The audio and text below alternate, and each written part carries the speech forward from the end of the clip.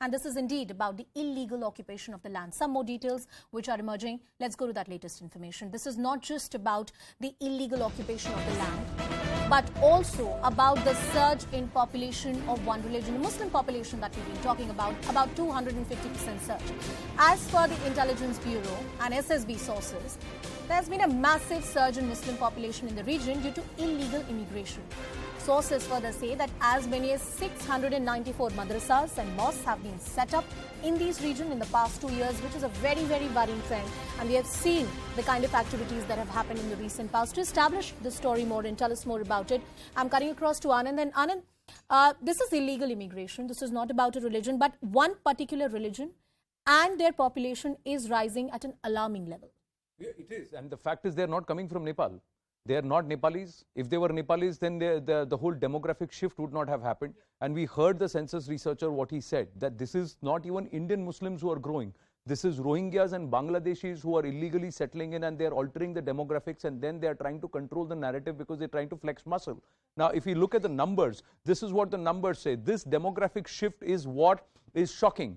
That there is a surge in the Muslim population due to illegal immigration or migration that has come. 90% of the Nepali Muslims have been pushed towards the Madheshi and Terai region, but the number of Nepali Muslims is not so huge to alter the demographics by 12 to 15% in 2 to 5 years. That's 694 madrasas and mosques have been set up in the last 2 years itself. So where is this money coming from? Who is helping them settle in here, and with what intention? These are questions that arise. Rohingyas have been brought in via the Nepal border. Fake Aadhaar cards have been made and distributed. Illegals have been declared as legal Muslim families.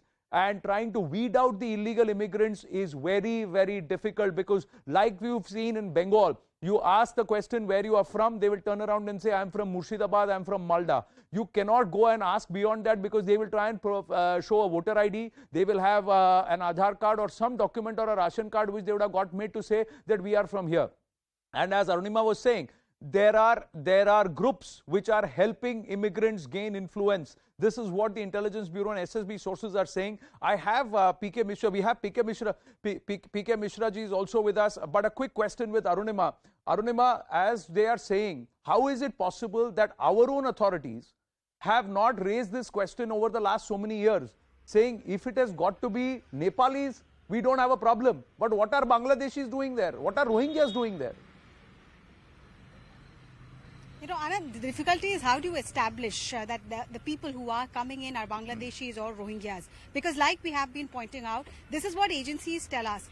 The modus operandi is this. 16, 17-year-old boys are brought inside, they're trafficked, they're illegally brought into the country, and then existing Indian Muslim families are given money to show that these boys have been part of their family. When the local police goes and questions them, if a red flag is raised, they say, when this boy was 2-year-old or 5-year-old, we had sent him to stay with Mosi, or we had sent him to stay with a distant relative. It is now that we need more hands in our farm that he has come back, and that's why we want his name to be included in our family tree. So that's the first difficulty. Once the name is included in the family tree, it is difficult to prove that this person is actually an illegal immigrant and not an Indian Muslim. The second thing, like I said, the suspicion is the Popular Front of India, which now wants to spread its influence in Bihar, and the two modules that were busted, one of PFI and the other of Ghazwatul Hind, actually raised concerns amongst agencies that this is not just about recruitment, it is not just about trying to swell your numbers on paper,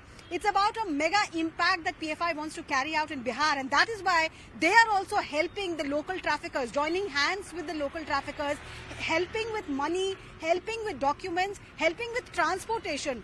Once in the Aadhaar card, once in the family tree, the name is entered, agency officials tell me they are soon sent to Maharashtra or Karnataka or other parts of the country, making it even more difficult for the local police to track them down.